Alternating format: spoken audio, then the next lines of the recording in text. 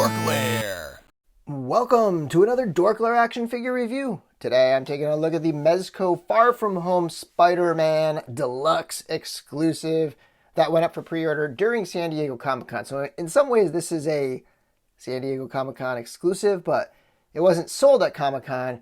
It went up for pre-order during Comic-Con. It was on display there.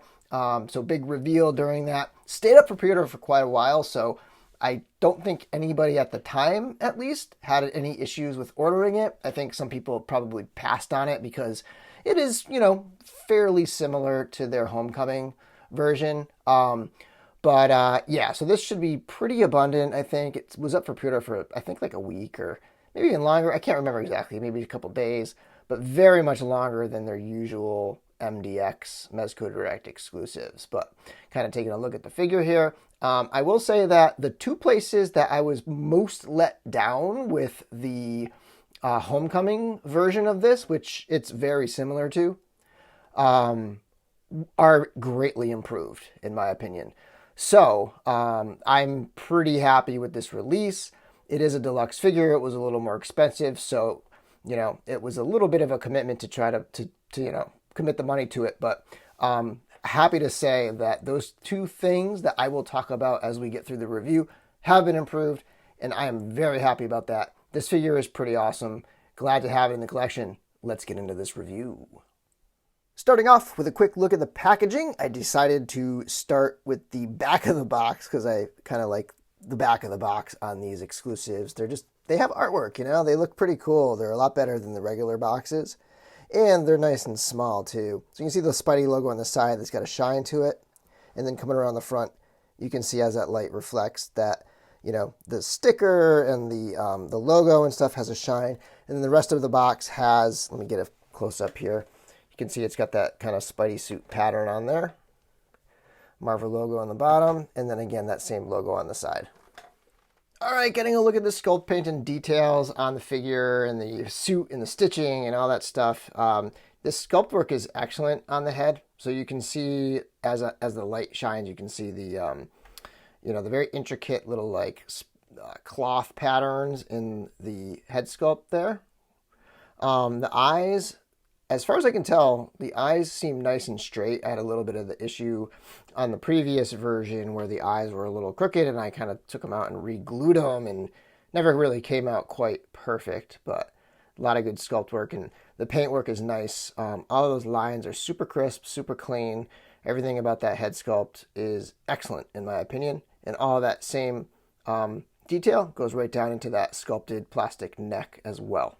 Getting a look at the suit, the tech suit is if I remember correctly, the Spidey in there was technology, and I feel like they kind of capture that pretty well, even though it is just overlaid on top of this. It looks very nice. It looks super straight and crisp, and it just looks kind of perfect. And all those lines look excellent. So this part is a plastic overlay on top of a different kind of fabric. This is less fabric-y and more like Black Panther or something, where it feels almost rubbery or kind of a plasticky or something like that. Then bringing it around to the back, super crisp Spidey logo on the back there too. I mean, that is sharp. I like that it's white. I really like the design of the suit with the black on the red. It kind of changes things up for the movie Spidey. Getting down into the gauntlets, so the fabric sort of stops here, and then you have sculpted forearms, sculpted hands, and again, super intricate, tight little detailing going on those gauntlets and hands there. And then you can get a real sense of the material down here, where there's lines and sort of technology going on throughout. You do see a seam on the butt, but it's pretty clean. I feel like they've improved on their Spider-Man seams. Bringing it down the legs, you have these kind of angled lines down here. And then it comes back to that same sort of waffle pattern, and then into the feet, which are very similar to the first release. A lot of the sculpted parts, to me, look very similar, especially in the feet and the head and the neck, to the Homecoming one. So, it's a great looking figure. I love the way the tech suit looks. I don't know if I prefer this I mean, the material on the first one just moves better and conforms better to the body. But one of the issues that I had on the first one is, so here's the first one here. The crotch hangs down super low. So I gotta like push it up. And they kind of eliminated that issue with this one. So maybe this type of material lends itself a little better to having a nice tight crotch. But I do really like the feel and just the way this stuff moves for a character with like a ton of articulation. It just feels like a little lighter, a little more flexible than this stuff because this can bunch up a little bit. But overall, the look is fantastic. I mean, that is a crisp, sharp looking figure right there. All right, let's see how Spidey stacks up to a couple other figures. First up, here he is next to the two Homecoming figures.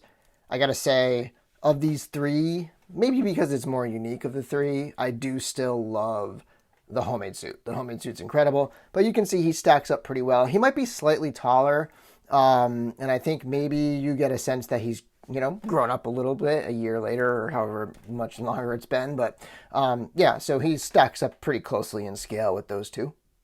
And here he is next to his MCU counterpart, the Netflix Daredevil. And on the left, you have the classic comic book Spider-Man from Mezco, who is a little bit bigger, but the MCU Mezco stuff tends to be smaller than the comic book Mezco stuff.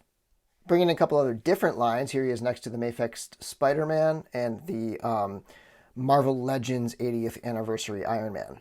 And finally, crossing genres, we have a Mythic Legions figure, Ravana, on the left, and a Black Series Mandalorian on the right. Getting a look at the accessories, he comes with a bunch of web effects, and this is just like a big flat one, so this is brand new. I really think the web effects are what make this more of the deluxe because it's got this big splat kind of like web effect. Doesn't have anything to plug into, but you could easily tack it to something with some tape or some like gummy tack or whatever. Stick it to a wall or whatever, but you can see it's about that big compared to him. And then he's got this splayed out version of it. Again, another new webbing piece. A lot of the Spider-Men come with the same web pieces, even cross comic and MCU, but this one comes with a lot of new stuff, making it a little bit more deluxe. So this splat one, and this pegs into his wrist. And another one that pegs into his wrist is this just shooter that's a different angle. It's kind of like drooping down a little bit, but I like these things. They have like a pearl kind of finish to them. It's not just that plastic. It's got some kind of finish to it. And speaking of the finish, this one, the wire, the one that's like a bendy wire, doesn't really feel like it has that finish on it. Whereas the bendy wire that came with the other Spider-Man figures, it did have that pearl finish on the wire part. This one just kind of feels gray, so that's a little bit of a lesser quality right there. And just one final piece of the web accessories is this headpiece that, the web mask. So he's like webbed him in the face and given him a nice little breathing hole there. But yep, it's just a little flexible piece of webbing with that same kind of pearl finish to it. So nice little piece there. Great for toy photography and posing and so on.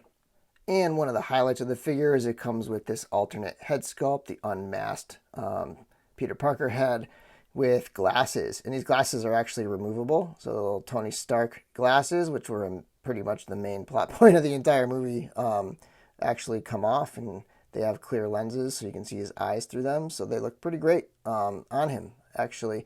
I think the likeness is pretty good. Let me get the other figure and compare it.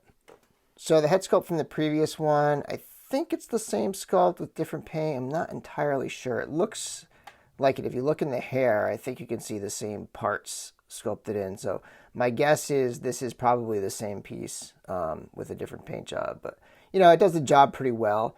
Mezco doesn't make perfect likenesses, but they do a pretty good job at the scale. It's not like a hand-painted custom piece, but it's also not your mass market kind of thing either. So they do a good job. In addition to the unmasked head, he comes with two other masked heads. This one's got a medium kind of squint going on, and then this one's got a deeper squint. So different levels of squint, Spidey squint going on with the three heads. So, it comes with four heads, which is nice. Adds again to that kind of deluxe feel. And in addition to the two fists, he comes with two splayed out hands, action pose hands. He comes with two web shooting hands. And he comes with 2 gripping hands, so a total of 8 hands or 4 sets of hands. And finally, he comes with a 5-inch standard Mezco stand. I think it's a great looking stand, actually. Of all the Spider-Man stands, I think I might prefer this one the most. And of course, it has the flight arm with it as well.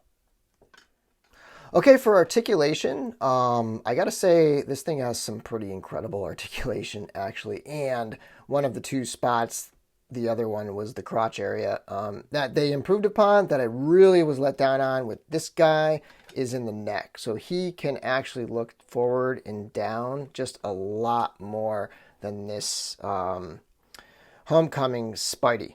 The Homecoming Spidey is incredibly limited. This is it. Like, he can't look any more forward in the neck. So super, super limited in articulation in that base of the neck. Glad to say that the base of the neck on this one has a lot of motion. Do be careful, though, because the first time I pulled the neck out, I actually popped the neck out. A little suit came with it, and it sort of like yanked it out, and it was slightly glued to the neck. And then I tucked it. Actually, let me show you. So this is how it looks. It's sort of tucked in there, and a little piece of that suit came with it, and it was sort of almost glued to the neck. So just be careful the first time if you do want to pop that neck off. Customizers will be fine with it, but people who are not used to customizing will, might be a little scared when that comes off, but not a huge deal. And then you can see, so you can look up and down, lots of great motion in that neck. Super happy that they improved on that part. All right, the shoulders it's a little gummy, like it's a little kind of rubbery, I feel like. I'm wondering if they're changing their plastic. They don't quite feel as stiff as they used to, but you can bring a shoulder up that far and, of course, rotate it around. Suit gets in the way of that a little bit. A little bicep swivel over here. Double jointed elbows. He does have like a hyperextension in the elbow. It kind of goes back quite a bit, so be, kind of careful when you're posing him. It could look a little awkward if it's like zigzag bent there. The wrists have a ton of articulation. They're on one of those like hinge swivel type ball things. And then if you go up into the torso, tons of movement at the top. That's the rotation. It's like a big ball joint up at the top. You can twist him and turn him. The suit does bunch up a little bit there. It's kind of a thicker material than the previous release, so everything's a little more bunchy. But you can kind of like flex it up and move it out of the way a little bit and massage it into the position you want it to go to. In addition to that awesome ball joint at the top, there's an awesome ball joint at the waist as well. Tons of great motion in that waist. So great figure for some awesome Spidey poses. And then in the hips, you can twist at the top of the thigh. He will kick forward well past 90 degrees. And then he can kick back quite a bit as well. He can go out into the splits. And the knees are double jointed. I think I talked about the twist at the top, and then there's no twist at the boot cut there. But he can pivot his foot side to side a bit.